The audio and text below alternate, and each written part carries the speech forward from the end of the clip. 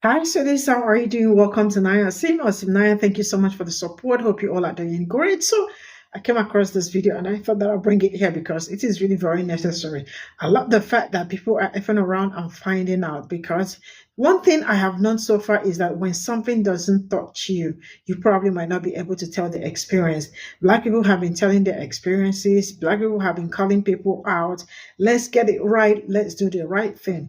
They actually thought it's a black thing, when they think that it is black thing, to probably not live fine and all that. Now the pencil is like, hitting them real hard, and it looks like it's coming with even hammer, right? And they are kind of beginning to wake up because they feel like, man, we never knew that we've been dying, we've been living in pains and all that. One thing I am going to say for sure is that some people really do not know how unity, because I feel like what will save so many things is coming together of people. Because one thing I have known so far is that Black people have always been ready. This has always been their job. They've been doing it and all this while. But saving democracy is not just something one person will do. This is a collective effort.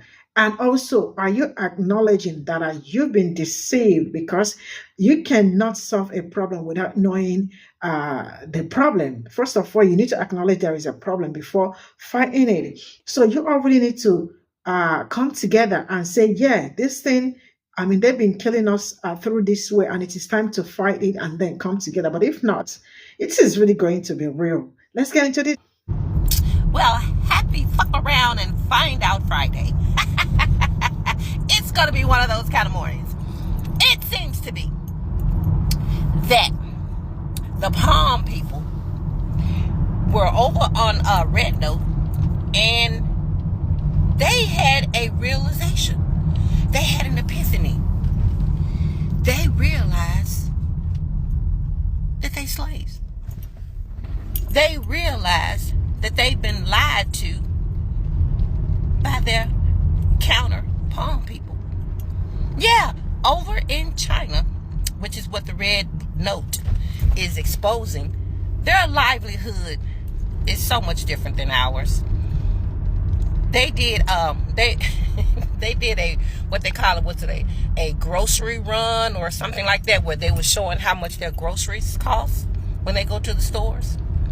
And the Palm people are on there just bawling their eyes out that they are struggling so hard over here to make ends meet, that they are struggling to pay their bills and keep food on the table. And the Chinese people are over there living it up. They have a lifestyle that the white people thought that they had over here.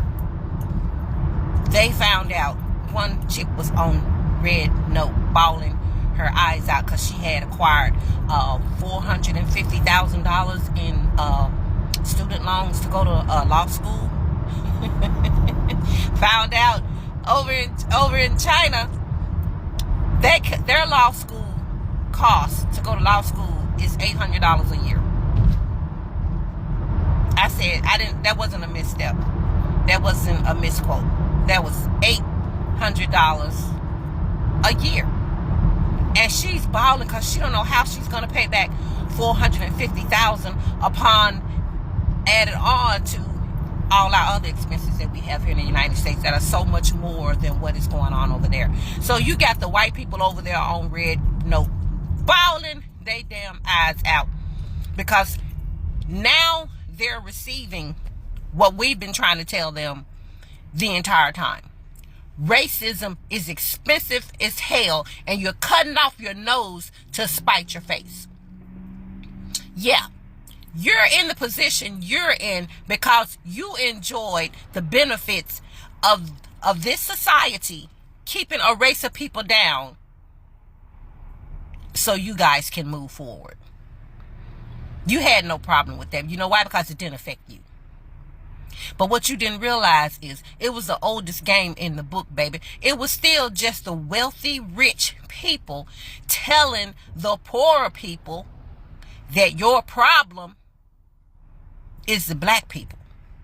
That no matter what you go through, you are better than the best black person out there. And y'all bought that shit. They gave y'all, they started out giving y'all just a little bit more than we had. Then they gave you, you know, it was more so the power, the position. But you did have the financial backing too, because y'all were getting paid way more than we were. Well, they started cutting that out. See, they started with us, but the ultimate goal was the entire working class. So now you only received it, what we've been trying to tell you, once it came from the Chinese people. Once they broke it down and y'all peeked in over there and see how they're living.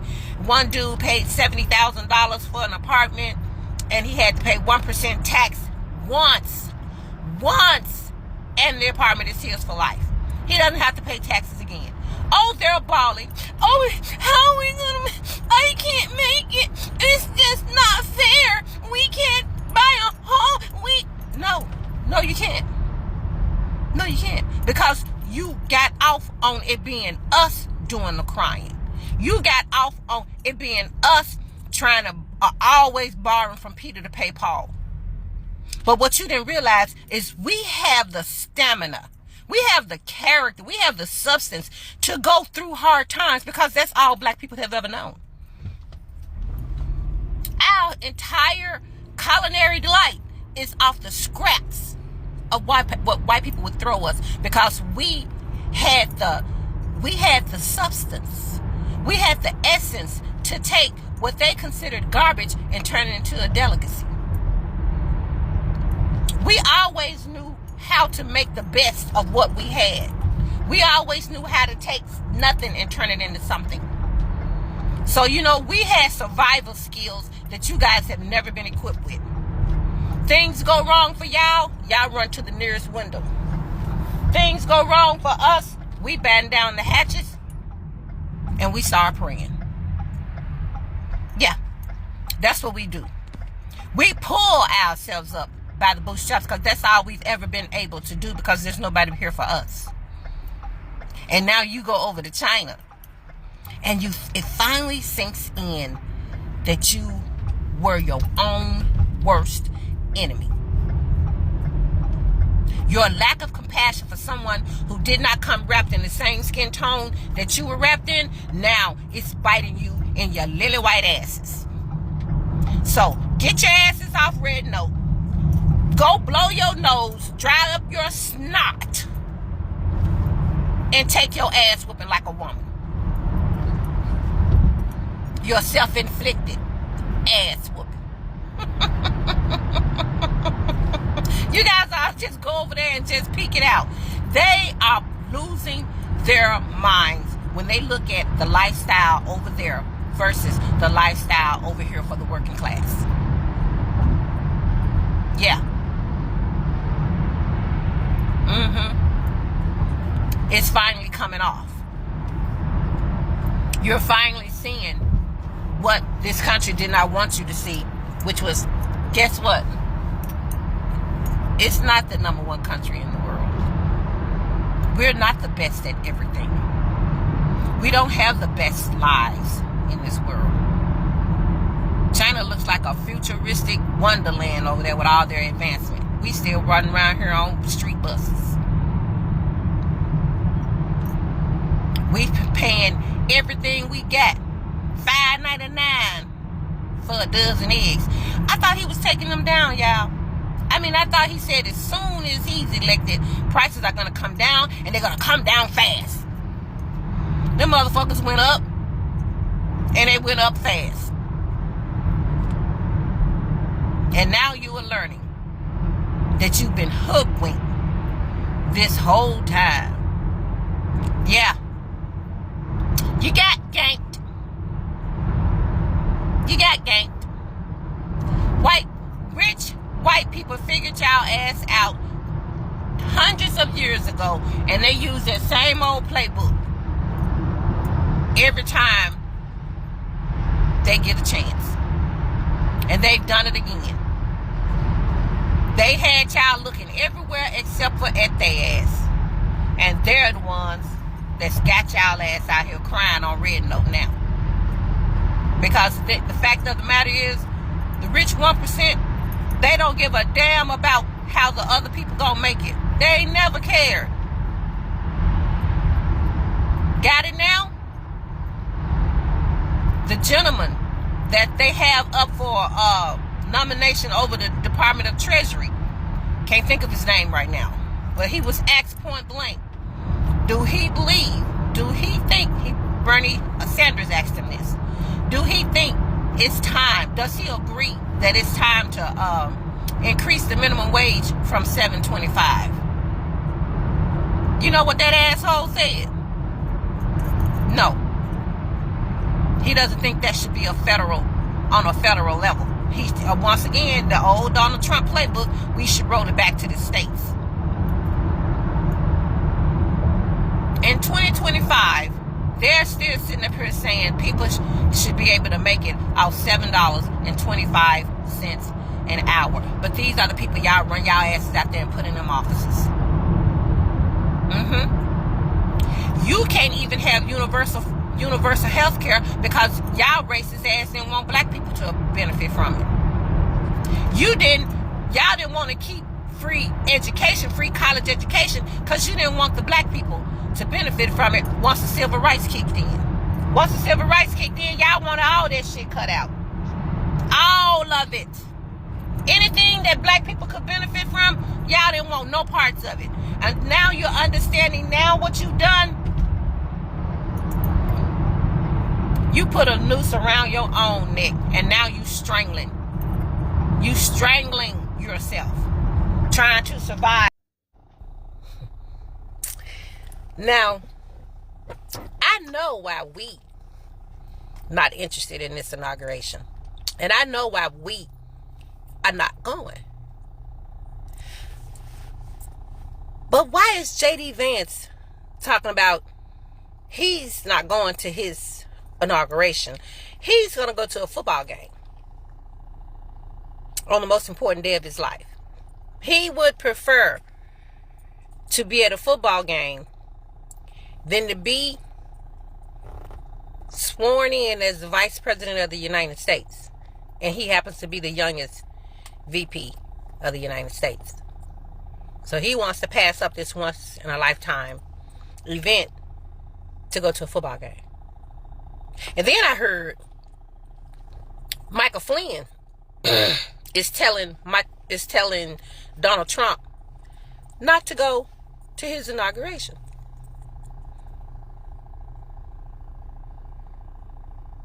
Excuse me? Why would Michael Flynn tell Donald Trump to skip the day that he's been living for the past 8 years? You guys, is this making sense to anybody? Because this damn show ain't making sense to me. What's the problem now? What is this sudden issue about the inauguration? J.D. Vance don't want to go? Trump boys telling him not to go? What's up with that? Anybody got any suggestions? Looks like the only one gonna be there is President Elon Musk. He the only somebody I haven't heard say don't go or ain't going. What's up with this? Now, my opinion about the election and this so-called upcoming inauguration, and it's just my opinion. I'm not going to make no big to-do about it. It's just my opinion. I always thought the election was stolen anyway. That's just me. I always thought, my opinion, and I'm just speaking for me, I always thought Elon Musk did something with Starlink in gathering the numbers for the final tally. The man that put in $200 million into Donald Trump's campaign was responsible for counting the votes. His Starlink counted all the votes. Why would you let the man that put millions into the campaign be responsible for getting the results? Wouldn't that be a conflict of interest? Doesn't he have something to win or lose from those outcomes. So why would he be entrusted for the final count and he's invested in one of the candidates' campaign? And then all of a sudden, after the election, President Elon Musk satellite started to explode. Yeah, they were exploding all over the place. So, once again, it's just me. I'm not looking for anybody to come in with me and say, girl, yeah, I'm not looking for that. And I'm not finna come off into no whole series of why I think what I think. I just think that, and that's just that on that. So, back to the inauguration. Why is Donald Trump, General Mike Flynn, telling him to skip it?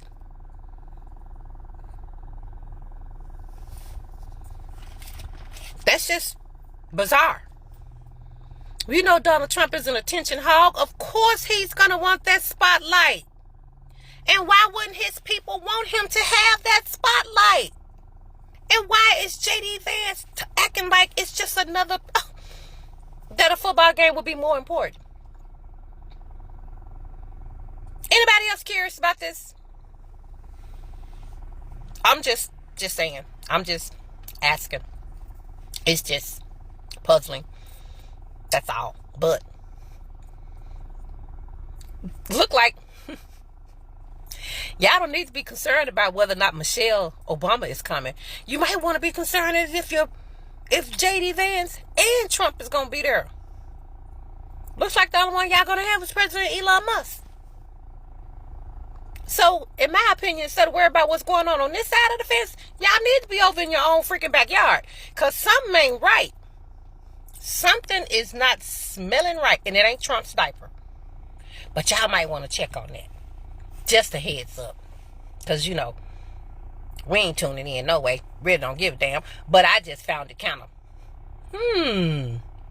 something just make you go, yeah. So, stop worrying about what we doing. Stop worrying about what Michelle are doing. Concentrate on why J.D. Vance and now Donald Trump is being advised not to go from his boys. Then y'all let me know what y'all think. So this is all I got from this video. And yeah, she mentioned about the person. I mean, Treasury Secretary, I saw that today too, that said that minimum wage should not be increased from $7 to like something to 15 or something. His name is Scott Bessent, if I am not mistaken. I hope I pronounced that right. Yes, he was the one that said there is no need to increase the minimum wage.